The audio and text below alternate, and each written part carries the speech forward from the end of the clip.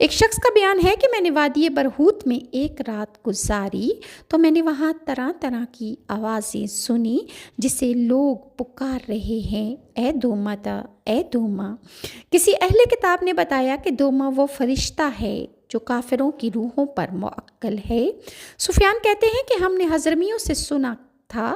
وہ کہتے تھے کہ وہاں کوئی شخص رات گزار ہی نہیں سکتا۔ اسے ابن مندہ نے روایت کیا ہے۔ اسی طرح روحوں کو ان کے اعمال کے مطابق مختلف درجات میں رکھا جائے گا، جیسا کہ رحمت للعالمین صلی اللہ علیہ وآلہ وسلم نے معراج میں انبیاء کو دیکھا کہ کچھ ارواح کے ٹھکانے سبز پرندوں کے پوٹوں میں ہیں جو جنت میں جہاں چاہتے ہیں چگتے پھرتے ہیں۔ یہ کچھ شہیدوں کی روحیں ہیں، سب کی نہیں، کیونکہ کچھ کی روحوں کو قرض وغیرہ کی وجہ سے جنت میں نہیں جانے دیا جاتا، جیسا کہ مسند میں ہے کہ کسی نے رحمت للعالمین صلی اللہ علیہ وآلہ وسلم سے پوچھا کہ اگر میں اللہ تعالیٰ کی راہ میں قتل کر دیا جاؤں تو مجھے کیا ثواب ملے گا؟ رسول اللہ نے فرمایا کہ جنت۔ پھر جب اس نے پیٹھ موڑی تو فرمایا سوائے اس شہید کے کہ جس کے بارے میں ابھی حضرت جبرائیل علیہ السلام نے مجھے بتایا ہے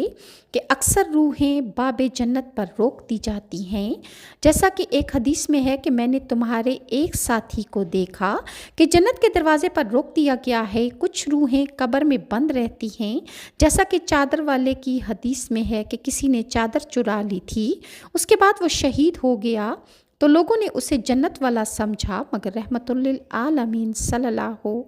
علیہ وآلہ وسلم نے فرمایا کہ اللہ کی قسم،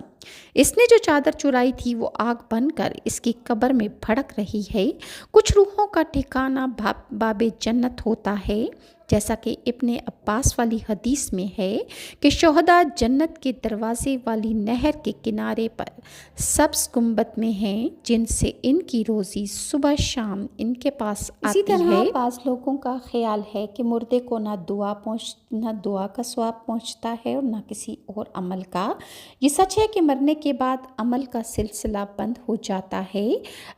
رسول اللہ صلی اللہ علیہ وآلہ وسلم کا فرمان ہے کہ مرنے کے بعد انسان سے اس کا عمل کٹ جاتا ہے، بلکہ 3 اعمال باقی رہتے ہیں: صدقہ جاریہ، یا وہ علم جس سے لوگوں کو فائدہ پہنچ رہا ہو، نیک اولاد جو اس کے لیے دعائیں مانگتی رہتی ہو۔ اسے مسلم نے روایت کیا ہے۔ اور مرنے کے بعد مومن کو اس کی نیکیوں اور اعمال میں سے اس عمل کا اجر ملتا ہے جسے دوسروں کو سکھا گیا اور لوگوں میں اسے پھیلا دیا، یا نیک اولاد چھوڑ گیا جو اس کے لیے دعائیں مانگتی رہتی ہے، یا قرآن ورثہ میں چھوڑ گیا، یا مسجد